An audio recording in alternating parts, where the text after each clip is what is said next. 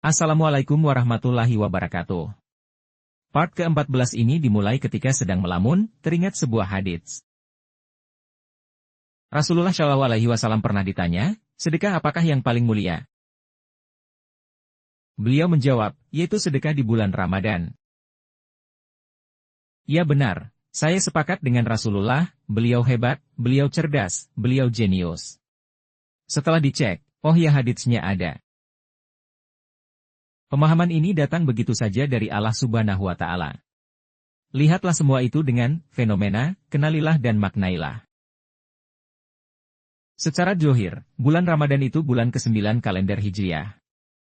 Ya saya sepakat, dan juga tidak mempermasalahkannya. Tentu saja, umat Islam semua tahu akan hal itu. Bulan Ramadan di dalam kalender pun alhamdulillah itu benar. Bentuk nyata atau dzohirnya juga merupakan bukti kuasa Allah yang Maha Esa. Makna Ramadan itu sendiri adalah bulan kesabaran. Masa-masa yang menyengat. Arti Arabnya, Ramadan, panas yang menyengat atau membakar. Terlepas dari semua itu, apakah kita tidak merenungkan Al-Quran? Kata bulan di dalam Al-Quran kadang dapat dimaknai sebagai masa atau waktu. Lihat tetangga kita, kerabat kita. Apakah mereka sedang melewati masa-masa sulit atau masa-masa yang membakar atau menyengat? Sedekahlah, itu sedekah yang mulia di hadapan Allah Subhanahu wa Ta'ala. Sedekahlah dengan apa yang kita miliki. Sedekah apa saja? Sedekah ilmu, berikan ilmu yang bermanfaat. Sedekah makanan, sedekah air, sedekah buah-buahan yang segar, masih banyak tuh nama-nama buah di Al-Quran. Barang siapa memberi perbukaan, makanan atau minuman, kepada orang yang berpuasa, maka dia akan mendapat pahala seperti pahala orang yang berpuasa itu. Tanpa mengurangi sedikit pun pahala orang yang berpuasa tersebut, hadits riwayat Ahmad. Kalau saja kita melapangkan kesusahan orang lain maka kita akan dimudahkan. Kita dapat pahalanya juga. Insya Allah. Maka, barang siapa memberi makanan dan minuman, kepada orang yang berpuasa, puasa itu hakikat menahan hawa nafsu. Ini sama sekali tidak mengubah makna dzohir Ramadan itu sendiri ya kan? Sedangkan masa-masa sulit itu kadang datang kapan saja. Tidak hanya di bulan ke-9 kalender Hijriah saja. Kemudian,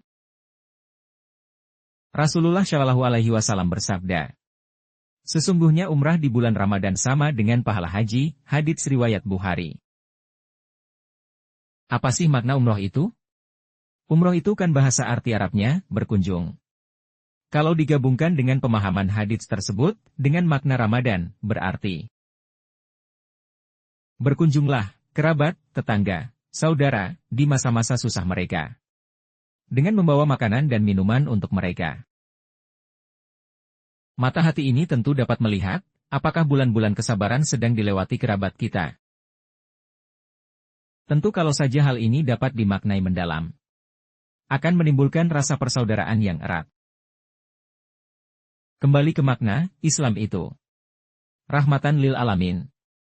Insya Allah, kehadirannya di tengah kehidupan masyarakat mampu mewujudkan kedamaian dan kasih sayang bagi manusia maupun alam semesta. Apakah ini bisikan setan, jin, atau iblis mana yang merasuki? Kalau bulan dikiaskan dengan waktu, lalu bintang itu apa? Dalam sebuah hadits dituliskan, Rasulullah SAW bersabda, sesungguhnya perumpamaan para ulama di muka bumi adalah seperti bintang-bintang yang dijadikan petunjuk dalam kegelapan di darat maupun di lautan. Apabila hilangnya bintang-bintang tersebut, hampir-hampir kamu kehilangan petunjuk. Ya saya pun sepakat dengan hadits tersebut. Bintang-bintang di langit itu adalah ulama. Ya, saya sepakat dengan hadits Rasulullah SAW. Dan dialah yang menjadikan bintang-bintang bagimu, agar kamu menjadikannya petunjuk dalam kegelapan di darat dan di laut. Sesungguhnya kami telah menjelaskan tanda-tanda kebesaran kami kepada orang-orang yang mengetahui. Surat Al-An'am ayat 97. Alhamdulillah, kemudian Allah memberikan pemahaman. Bintang itu tidak hanya ulama, bintang itu petunjuk. Untuk menerangi kita di dalam kegelapan malam. Gugusan bintang itulah, rangkaian petunjuk yang diberikan Allah kepada hambanya. Dan sesungguhnya dialah Tuhan, yang memiliki, bintang Syira'ah, Quran Surat An-Najm ayat 49. Bintang Syirah ini bintang yang terang. Faktanya memang benar. Secara zahir bintang Syirah ini bintang paling terang yang dapat dilihat dari bumi. Insya Allah, makna tersendirinya yaitu petunjuk yang paling terang itu di langit, ialah petunjuk dari Allah. Apakah bintang yang paling terang di akhir zaman itu, bintang milik Rasulullah Shallallahu Alaihi Wasallam? Wah, saya makin sepakat saya, dengan pemahaman ini. Lalu, perlu ilmu kan, untuk melihat gugusan bintang. Minta ilmu dari Allah, untuk dapat melihat gugusan bintang di langit. Inilah salah satu, ilmu yang dijelaskan Al-Quran, untuk dapat mengerti bulan dan bintang itu sendiri. Selain memaknai, ada ilmu huruf yang terkandung di dalamnya. Tentu, kita butuh ilmu untuk mentranslate bahasa Arab ke bahasa Indonesia. Setelah itu, dari bahasa kita, bahasa Indonesia, kita dihadapkan dengan ilmu huruf lain. Insya Allah, ilmu huruf di dalam Al-Quran ini banyak, tiap kata jumlahnya ribuan. Wallahu alam. Setelah mengetahui ilmu huruf ini, maka dihadapkan lagi dengan ilmu merangkai huruf dan memaknai. Saya sebut saja begitu, lagi pula bingung menjelaskannya dengan kata-kata. Saya membaca Taurat, Zabur dan kitab lain juga sebenarnya bahasanya gak jauh beda. Malah lebih sulit. Alhamdulillah, Al-Quran ini benar-benar dimudahkan untuk umat akhir zaman. Bahasa kolbu, bahasa ini bahasa pemahaman, sebagaimana seorang ibu kepada anaknya. Itu cara Allah menyampaikan. Di zaman sekarang ini udah berapa banyak yang dapat pemahaman seperti ini? Kenapa gak dikumpulin aja? Hak Allah Subhanahu wa Ta'ala untuk menjelaskannya, ilmu itu ada di sisinya. Maka mintalah kepadanya. Insya Allah, kalau ada yang diberikan pemahaman oleh Allah, ilmu merangkai huruf, ajari saya. Saya ingin belajar.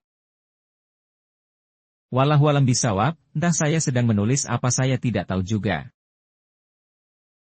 Bisa saja pemahaman saya ini salah. Bisa saja karena ini ada bisikan setan yang terkutuk. Boleh jadi saya ini sedang mabuk. Boleh jadi ada iblis yang merasuk. Jadi berhati-hati ya. Jangan ditelan semuanya, minum obat harus tahu komposisinya, jangan asal telan. Insya Allah dari tulisan ini kita dapat ambil hikmahnya.